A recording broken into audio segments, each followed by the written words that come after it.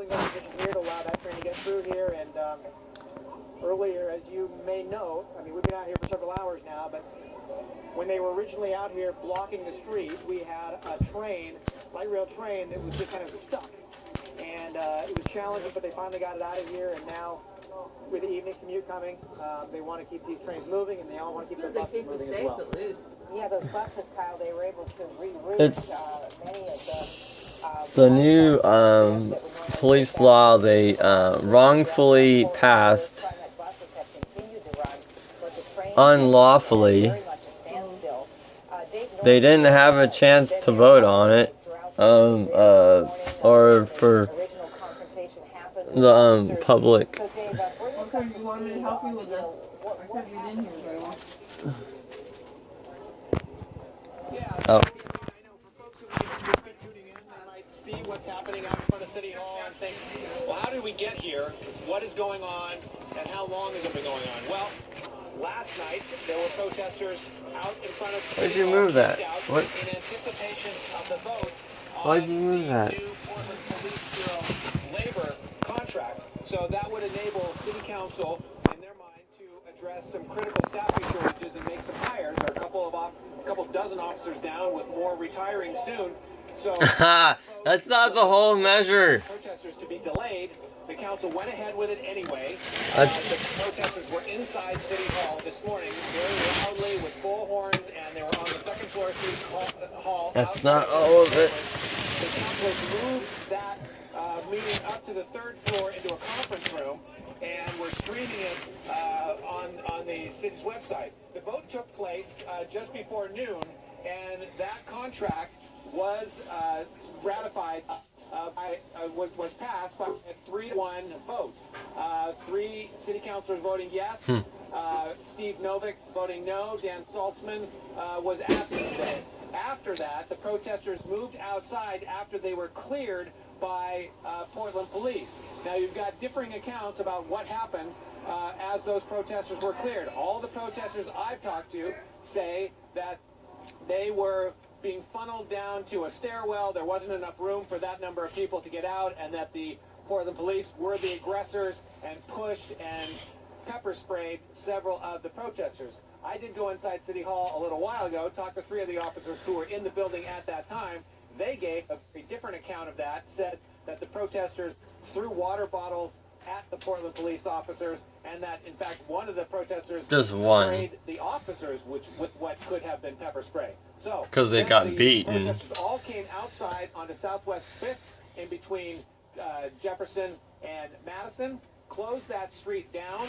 It has been now they're resistant because they edited it out the parts. Were delayed for quite some time. We have seen 1 MAX train come through. A couple of buses have come through since then, and since then we've had what Kyle Aboshi described as a cat and mouse game. Once the police officers come, they move people back off of the street onto the sidewalk. As soon as they leave, the protesters come back out into the street, and that process has been going on for, an hour or so.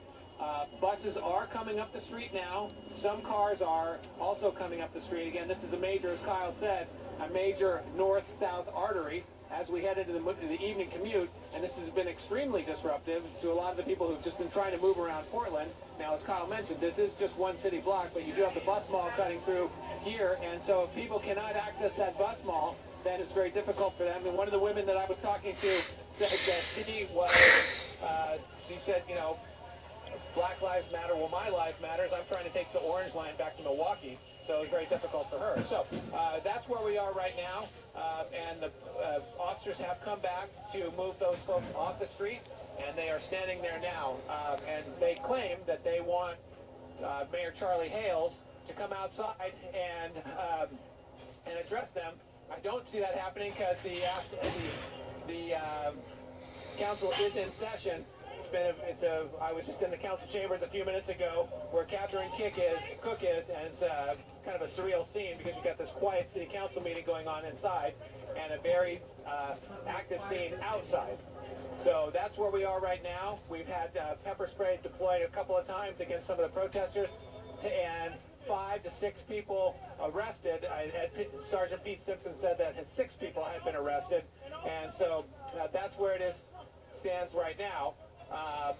with kind of a standoff with police officers, as you can see, and the protesters on that west side of Southwest 5th, right across the street from City Hall. So there it is, and that's the protesters again are showing no signs of leaving anytime soon. Back to you. All right, Dave, thank you. And adding to what you said there, we did have the video from the Oregonian not too long ago that we aired. Wondering if we can go back to that. That was from inside City Hall, the confrontation that Dave was talking about earlier in the day. We had the Oregonian get some video in there that would support what Portland police tweeted out shortly after the confrontation, saying that projectiles came their way, and that's why officers then took action against the protesters, moving them down the stairs and outside City Hall. Here's that video right here from the Oregonian. Just watch. You will see eventually a water bottle being thrown toward officers. This happening this morning at the start of the They're paid to. Police officers trying to move the protesters from City Council chambers, where they had hoped to speak about the police contract being reviewed there and eventually ratified by City Council members. There is some pushing, some shoving going on there between the protesters and the officers. This one gentleman we saw later had been arrested. Again, that pushing, the shoving continues. This is in a stairwell at City Hall. Officers trying to move the protesters out and away from those doors.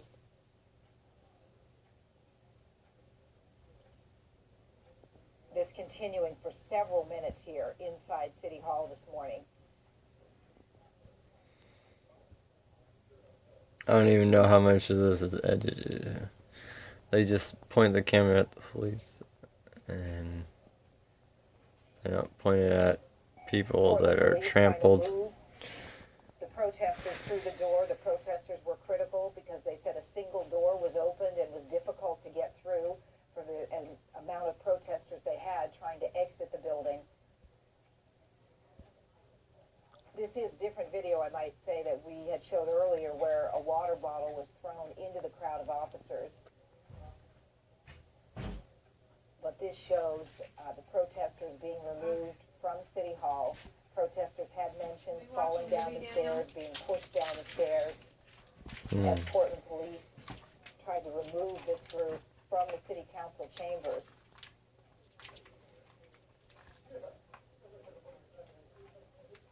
Police in the background there as they continue to move the protesters through.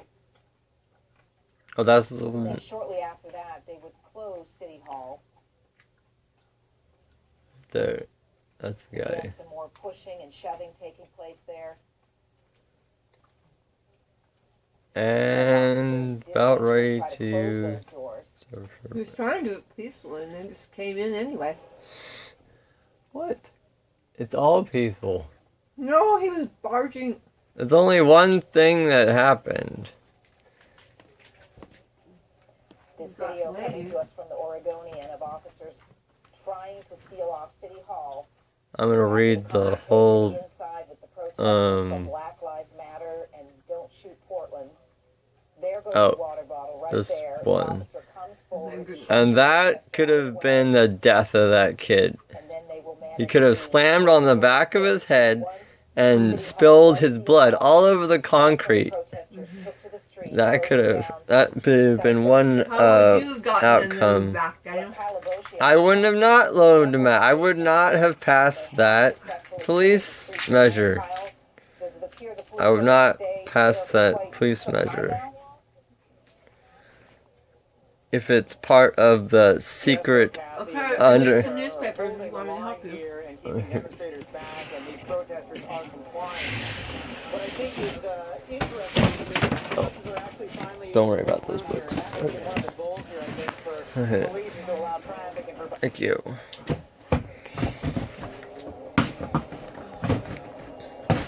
Finally, they released the unedited version of it, but we don't know what was happening on the ground. They didn't know what Benner and Mike Kyle was talking about, what happened under the police. Simply waiting out the situation longer than they did the previous 2 times. We don't know if any of the protesters were trampled or actually try to get in touch with our contact within the Bureau to find out, but from my vantage point, it appears they might just hold this line through rush hour, because ever since they got out here this last time, there have been buses, there have been MAX trains, there have been cars just traveling up Southwest 5th without any sort of problem. But again, we have to get in touch with our contact within the Bureau to find out for sure. But yeah, they've been out here this 3rd time for, I'd say, 30 minutes or so now. They run yeah, very probably not a good idea to wear your anonymous masks, because you might that could give you put a target on your head. Oh, there is one. Of several dozen people that gathered in front of City Hall. They camped all night long, and then what they did today is try to get inside these meetings. Yeah, but that's and pretty when cool. they weren't allowed, they came to the streets and they started protesting. This crowd very upset. Hopefully those guys. Excuse me, sir. We're anyhow, You flip it. what It's not working. Flip it. as far as I'll show what you. they're out here Okay. doing is Let me protesting pause it for a the minute. collective bargaining Oh, agreement.